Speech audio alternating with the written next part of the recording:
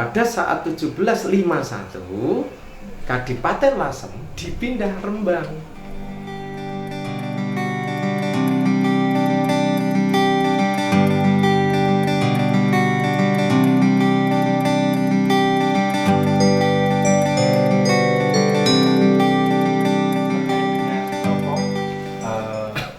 Rukunnya antar etnis yang ada di Lasem, terutama ada tiga golongan, Tionghoa, terus Jawa dan Santri. Namun terutama adalah Tionghoa dan Jawa. Itu sekarang kan dari dulu sampai sekarang sangat ayem, tentrem, sangat sejuk, penuh dengan toleransi. Nah, sejarahnya itu bagaimana Pak kok bisa keadaannya kok seperti itu di Lasem? Bagaimana asal usulnya kok hubungan antar etnis di Lasem kok sangat serasi semacam itu? Sejarahnya bagaimana? Ya, gini ya. Kalau kita membahas tentang hubungan antar etnis, terutama Jawa dan Cina, itu sejak tahun 1725 itu kita di Lasem, maksudnya itu kita sudah ada orang-orang Cina yang masuk. Ini sebelum perang Cina namanya, atau perang kuning. Sebetulnya kita harus menggali sejarah yang sebelum terjadinya perang. Itu sudah masuk orang-orang Cina berdagang ke sini. Nah, tadi saya sudah mengungkap tentang Cheng Hu. Cheng Hu itu lama sudah ke sini. Dia menurunkan atau meninggalkan keluarga yang namanya Binangun. Itu walaupun dari Campa, keturunan Campa. Tetapi setelah dari masa dari tahun ke tahun, ya kita membahas tentang Cina yang masuk di Lasem. Nah, ketika dari perdagangan ini, Belanda itu sudah menguasai banyak sekali masuk di Indonesia. Ada yang di Surabaya, ada di Semarang, Juwana, apalagi di Batavia pada saat itu. Akhirnya sampai terjadi di Jakarta, yang dulu Batavia itu, Belanda dengan Cina itu sudah menunjukkan laju kekuatan. Jadi disitulah memulai akhirnya dari Cina sendiri itu kewalahan karena ada Belanda yang begitu banyak. Akhirnya dari Batavia lari ke timur, lari ke Semarang. Semarang digempur lagi sama Belanda. Nah, pada waktu di Semarang itu juga terjadi peperangan juga di Jepara pada saat itu.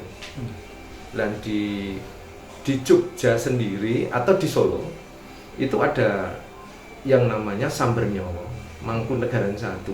Itu juga dia seorang pahlawan berteman dengan orang Lasem yang namanya Tan Sin Ko. Nah, ini kita menjelaskan tentang perang yang ada di Semarang Jepara.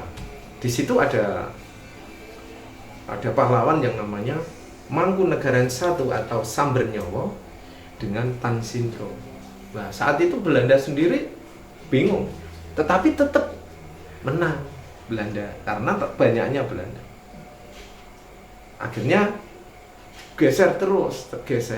Akhirnya Juwana perang, 1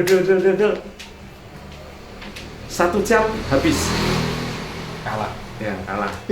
Akhirnya orang-orang Cina masuk ke Lasem, diterima oleh masyarakat Lasem. Nah, akhirnya dari situlah pembauran sudah. Orang-orang Cina masuk di Lasem diterima, sangat terbuka pada saat itu. Akhirnya pada saat di Lasem itu menyatu, dalam arti orang Cina dan orang-orang Jawa pada saat itu membentuk satu kekuatan. Dan di situ kebetulan sekali pada tahun 1740 diangkatlah bupati seorang Cina yang namanya Wi Ingkiat. Dia Muslim. Itu yang mengangkat Pakubuwono II, diangkat bupati. Terus di Lasem sendiri ada tokoh Jawa yang namanya Raden Mas Panji Margono, orang Jawa. Nah, saat itu terjadi kekuatan yang dua kekuatan ini dari orang Jawa dan Cina. Dan akhirnya pada tahun 1742 meletuslah perang. Nah, Belanda nyerang lagi di Lasem. Tapi dengan kekuatan dari Wi Engkiat dan Tan Kewi pada saat itu luar biasa. Bahkan peta dari peperangan sendiri sudah terencana. Tan Kewi dengan Raden Mas Panji Margono tadi. Wi Engkiat, Tan Kewi itu temannya. Nah, akhirnya pada saat itu Belanda kelihatannya juga kepingin menambah kekuatannya. Itu terjadi 1742 ya. Iya. Terus perjalanan tahun di 1742 sampai 1748 ini juga besar-besaran akhirnya. Belanda mengumpulkan yang ada di Indonesia, dijadikan satu di Lasem untuk menghancurkan Lasem. Tetapi muncul satu tokoh lagi yang namanya Kiai Ali Badawi. Ya, itu dari kekuatan pesantren juga muncul itu. Setelah tadi peperangan inilah ini yang namanya Perang Anggodombalik. Anggodombalik. Jadi kekuatan itu muncul di palun-alun Cina, pesantren yang dipimpin oleh Kiai Ali Badawi itu, dan juga kekuatan dari Raden Mas Panji Margono. Akhirnya menghadapi Belanda yang datang. Kenapa namanya Anggodombalik, Pak? Nah itu tadi kan 1742 balik. Ya, akhirnya itu Belanda itu mestinya dia gengsi ya. Akhirnya dia mengumpulkan. Nah itu kembalinya itu yang luar biasa. Karena tadi sempat agak kalah 1742. Tapi setelah itu berangsur-angsur Belanda ternyata menambah kekuatannya. Yang di Tuban, Surabaya jadikan satu.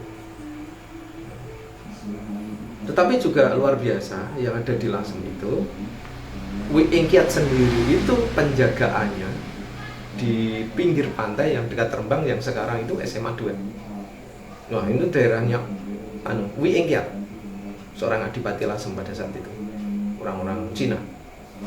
Terus untuk daerah Lasem Barat, daerah Kiringan, itu tempatnya Panji Margono.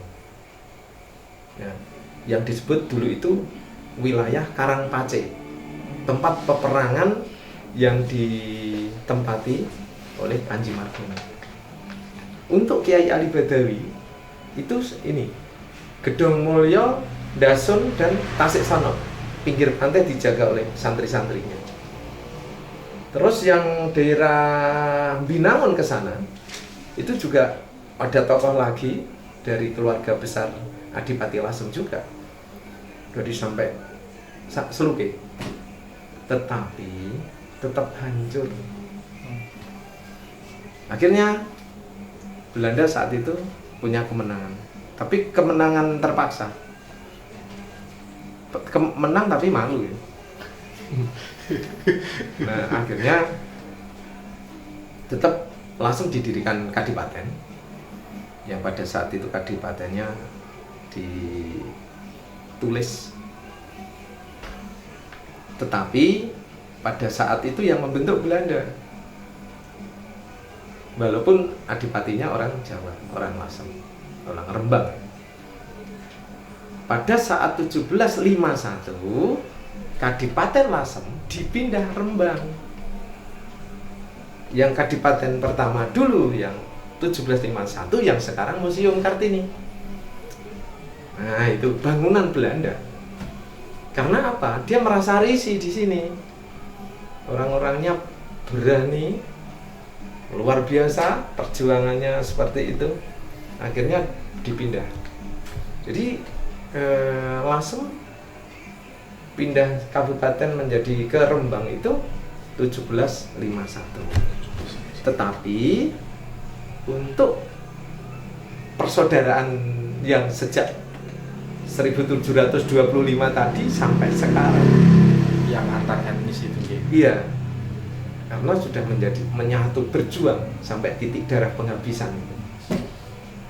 Jadi itulah yang sampai sekarang masih dirasakan oleh saudara-saudara kita, walaupun itu etnis Cina, etnis Jawa yang ada di Lasem.